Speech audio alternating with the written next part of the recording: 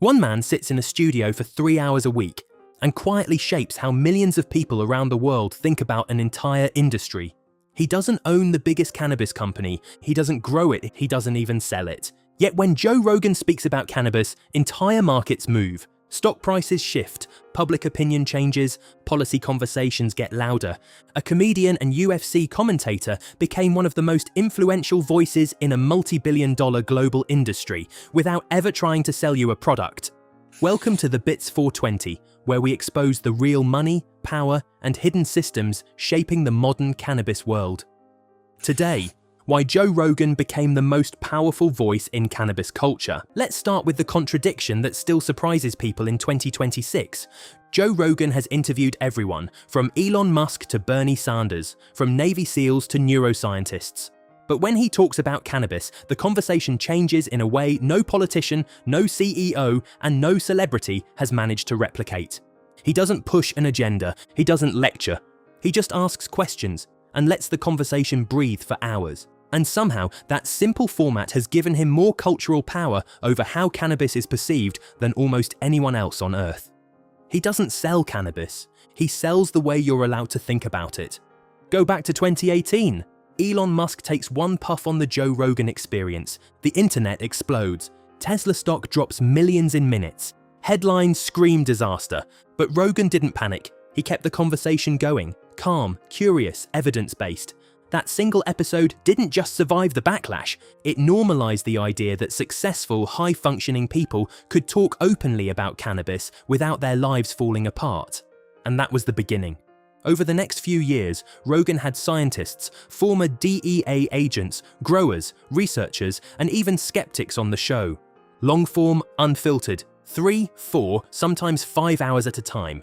Most media treats cannabis as either a moral panic or a joke. Rogan treated it like any other complex topic, worthy of serious, lengthy discussion. But here's where it gets strange. While governments and traditional media were still stuck in old talking points, millions of people, especially younger men, were forming their opinions in Rogan's studio. His audience isn't small, it's one of the largest podcast audiences on the planet.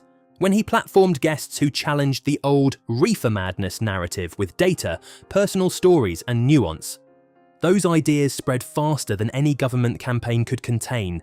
And this is where everything changes. Joe Rogan didn't need to own a cannabis company to influence the industry. He owned something far more valuable: narrative control.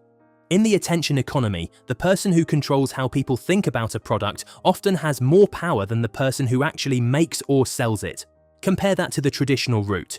Big corporations spend hundreds of millions on lobbying, advertising, and political donations trying to shift policy. Rogan did it by simply having long, honest conversations. He gave space to former law enforcement who admitted the war on drugs failed. He let scientists explain the endocannabinoid system without dumbing it down. He let everyday people share how their relationship with the plant changed their lives. None of it felt like propaganda. It felt like curiosity.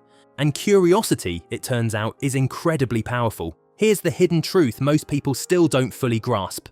The real battle in the cannabis industry isn't just about who grows it or who sells it. It's about who gets to define what it means. Is it a dangerous drug, a medicine, a wellness product, a luxury good, a lifestyle choice? The side that wins the narrative war usually wins the economic war that follows. Joe Rogan became one of the most important narrators in that battle. Not because he was paid to do it, but because he built the most trusted long-form conversation platform on Earth at exactly the right time. Now think about what this means globally, especially for the UK. While we're still navigating tight restrictions and slow policy movement, millions of British listeners are hearing long, nuanced conversations about cannabis on Rogan's show every week.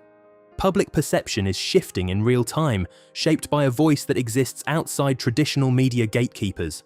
That creates a growing gap between what people actually believe and what current laws reflect.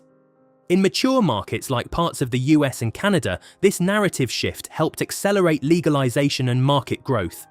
In places still stuck in older frameworks, it creates tension between public opinion and official policy. The UK sits somewhere in the middle, watching carefully. Rogan's influence shows how powerful independent media voices have become in shaping industry futures. When one person can reach tens of millions with unfiltered, long-form conversations, traditional institutions lose some of their monopoly on shaping culture and policy. Joe Rogan didn't set out to become the most powerful voice in cannabis culture.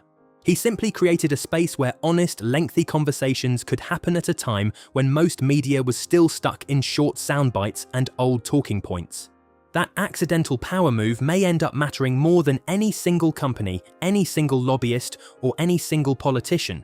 Because in the end, the industry that wins isn't always the one with the best product, it's the one whose story wins first.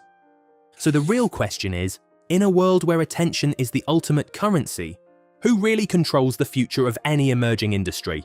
Is it the companies with the most money, or the voices people actually trust and listen to for hours? What do you think? Has Joe Rogan's podcast changed how you see this entire space? Drop your thoughts below. If this story made you see the power of narrative differently, hit that like button. Subscribe for more deep dives into money, power, and the hidden systems shaping our world. And if you want to go deeper or debate what happens next, join us on Telegram. Link is in the description and pinned. Thanks for watching. See you in the next one.